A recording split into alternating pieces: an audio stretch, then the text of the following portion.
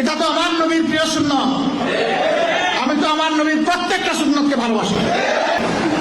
নবীজি এটা করেছেন রে ভাই, তিনি তার প্রিয়তম সাহাবীর সাথে এটা করেছেন। তো মিশেছি, হায় রে আল্লাহ, এটা নিয়ে কি যে অবস্থা।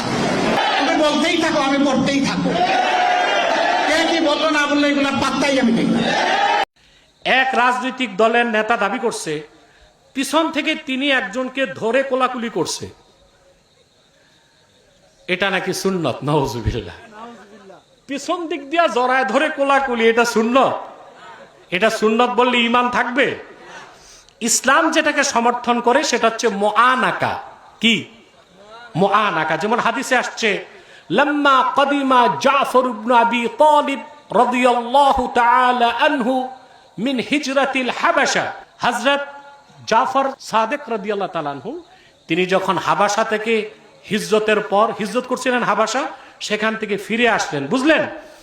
তালাক্কাহুন নবিয়্যু সাল্লাল্লাহু আলাইহি ওয়াসাল্লাম ফাআনাকাহু ওয়া ক্বাব্বালা মা বাইনা আইনাইহি। তিনি যখন ফিরে আসলেন জাফর সাদেক, আল্লাহ রাসূল সাল্লাল্লাহু আলাইহি ওয়াসাল্লাম ওনার সামনে যখন জাফর সাদেক উপস্থিত হলেন, আল্লাহর হাবিব মুআনাকা করলেন জাফর সাদেককে।